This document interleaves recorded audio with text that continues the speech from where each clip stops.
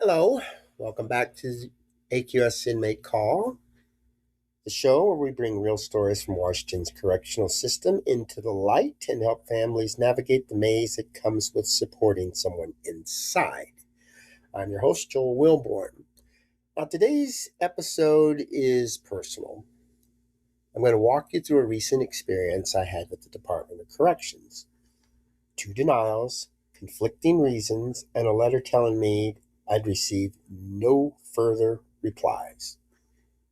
And then we're going to talk about what you can do if you ever find yourself in a similar situation. So let's get into it. Okay, here's the rundown. On July 16th, 2026, I received a letter from Deputy Assistant Secretary Deborah Wolford.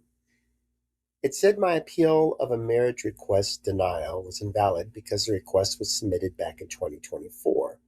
And apparently I missed a 10-day appeal window. Only problem, I never got a denial in 2024. No form, no notice, no communication, nothing. And you can't miss a deadline that never started. Now, I was looking forward to getting married, and, things change. And at that time, I wasn't able to communicate with my fiance. So it was more like, I'm waiting, not hearing anything. So I'm thinking, what's going on? They sent me a series of little letters and stuff and said it had been denied, but there was nothing formal about it. So I thought, okay, I've waited long enough. I'm going to send in an appeal. And this is a response that she sent me. Now, the letter that she sent shifted gears. It said that my fiance has no intention of marrying me, which is her right, and I respect that completely. But that has nothing to do whether DOC followed its own procedures. And then it came the line that really stood out. This is the last reply you receive concerning your fiance. Okay, now that's what really jumped out at me. It was more like the situation where you're growing up and you're with your parents and you go in and you ask, hey, can I go spend the night at my friend's house? And let's say your father answers and he says, no, you can't do that. And you'll ask, well, why not? Because I said so. And that's a common answer, and parents have every right in the world to use it because they're the supreme authority in a family. You are under the authority of your parents till you reach the age of 18. Technically, that's what it should be. And to tell me, nope, you can't marry her, and we're not going to talk about this ever again. That's bold, considering if this were true, and I mean denying my marriage, if that was true, I could always reapply, but if I reapply and then they're saying we're not going to send out any letters, any confirmations, any approvals or disapprovals, we're just not going to talk about it. And I did put that to the test because shortly after that, I sent a letter in just kind of detailing all of this. What are you talking about? And the response I got was no response is necessary. So this woman, this DOC official, is really strict on not talking about this anymore. That's not the way to handle the public, but I guess in her mind, like, I'm the supreme authority and I made my decision and you can't challenge it. You can't ask me any questions. You can't do any follow-up letters. It's a done deal. Okay, that's not policy. That's not due process. And that's not how administrative decisions work. And with this woman, it didn't stop there.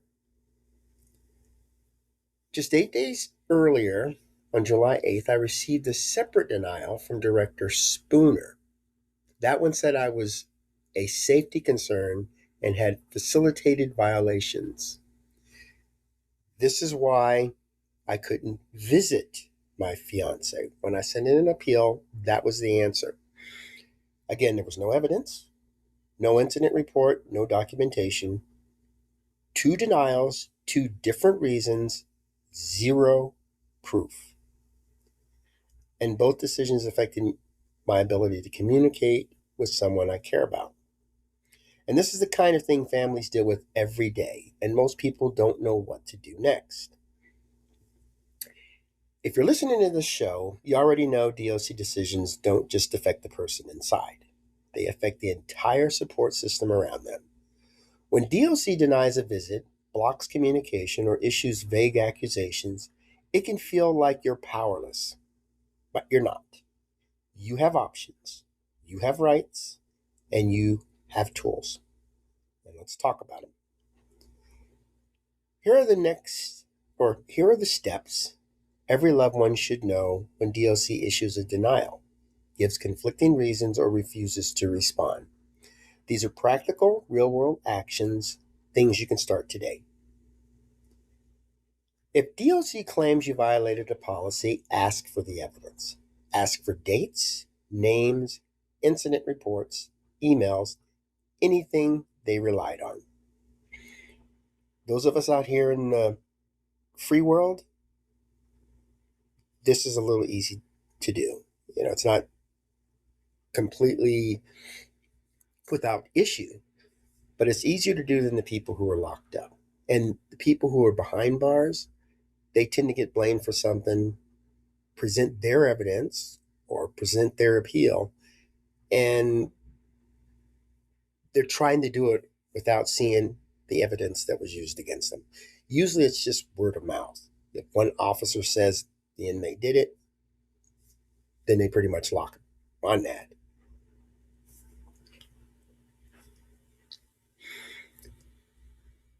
Now, you have the right to know what they're basing their decision on. A public records request is one of your strongest tools. Okay, make sure that when you get letters from the DOC, you keep every letter, every email, every envelope. DOC often contradicts itself. Your paper trail is your protection. Save everything, scan it, organize it. And don't be intimidated by this is the last reply. And the Washington DOC, particularly this official, will use that quite a bit. Okay, DOC cannot legally refuse to respond to future administrative requests. They cannot block you from appealing future decisions, and they cannot shut down your right to request records. That line is meant to discourage you, not to inform you. It's a head game. They're messing with you. We don't have the power. We're going to make it look like we do. So think of like those animals in the wild. Those that like the puffer fish. It swims along with a little fish, and then if it sees danger, it puffs up to make it look bigger, and the prey or the predator will most likely say, "Oh, no, I'm not going to attack. That's too big." Or like the chameleon that changes its colors to blend in so it can't be seen. They're just doing this to scare you. And it's kind of childish, and it's a shame that an organization such as the Department of Corrections has to do something like this. But it's never worked with me, and it never will. And I'm hoping those of you who are listening, it's not going to work with you either. This is just as childish, just crazy. I really have no other way to describe it.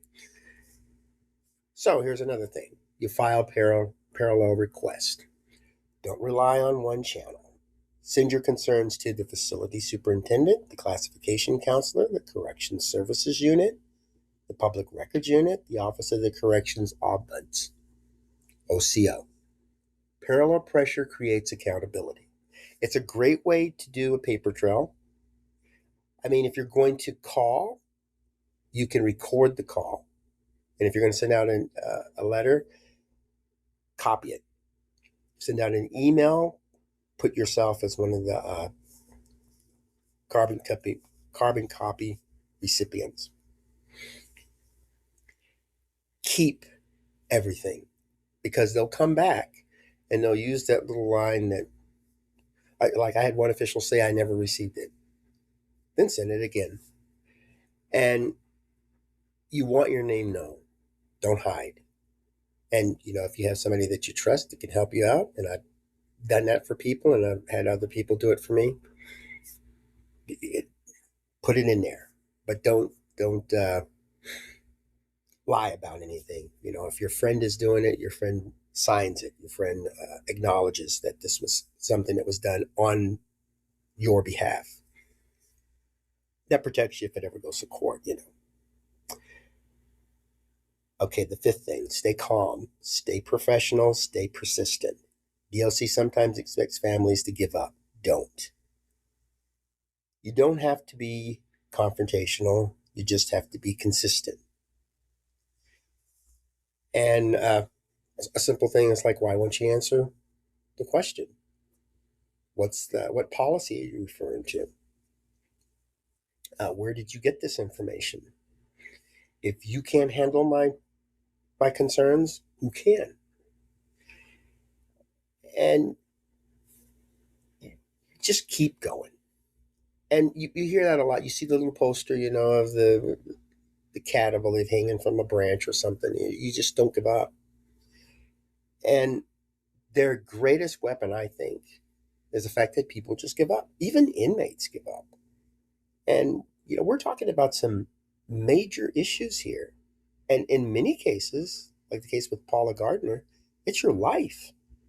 A person's life is at stake. And these guys are just dinking around. Okay, my situation is just one example of something bigger. Loved ones are often treated like they're part of the problem instead of part of the support system. But the truth is, family and community support reduce recidivism. They improve mental health. They stabilize people during incarceration and after release.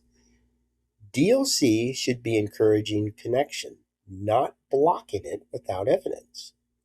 And that's why we talk about these things on this show. If you're dealing with a denial, a communication block, or a confusion letter from DLC, you're not alone. Never think that you're the only one doing this or that you're doing something wrong and you're getting this kind of treatment because you're not following the proper procedures. You're not alone. There's somebody out there who knows what you're going through or can help you get through it or can directly lead you to the resources. And even other government agencies. I've found that if I contact the governor's office, the attorney general, Department of Revenue, DSHS, or even the state police or FBI, these folks are very cooperative. They want to do what we pay them to do. They're not power hungry, and they don't look for personal gain. They will give you assistance. And if they can't directly help you, they'll lead you to somebody who can. And advocates are really good, and nonprofits. And you can even go online and do an internet search and find a lot of these resources. I found quite a few too on social media. And you can just type in, prison resources or help with state agencies. And even AI can direct you to things if you like using AI. I I hate to see when people give up. And there's a lot of times that people say, this is just too much, and I'll have to sit and talk with them. And they'll contact me just because they do get to that edge and they're ready just to jump. And you can't help anybody if you give up, and you can't help anybody if you're gone. Those people that feel so overwhelmed that they commit suicide, they're not helping anybody. Or if they break the law and go to prison, they can't help anybody. Well, at least not the way they can outside of prison. So think about these things before you dive in. But asking for help, looking for the people that are in similar situations, like the group Alcoholics Anonymous. A lot of people who quit drinking, they get together with other folks who quit drinking, and that's a great way to encourage sobriety for the rest of your life. And this isn't too different. You know, you have rights, you have tools, and you have a community that understands what you're going through. Keep your records, remember that. Request documentation, stay persistent, and don't let a system built on bureaucracy convince you that you don't matter. When we talk about Black Lives Matter, we also have to expand it. And formerly incarcerated people, their lives matter. Incarcerated people, their lives matter. The family members of these type of people, their lives matter. And if people tend to want to ignore you or push your issues underneath the rug, you got to get up and you got to bang the drum. You got to make your presence known. Use the resources that you have, and there's plenty of them out there. Okay, thanks for listening to AQS Inmate Call. Stay safe, stay informed, and most importantly, keep your voice heard.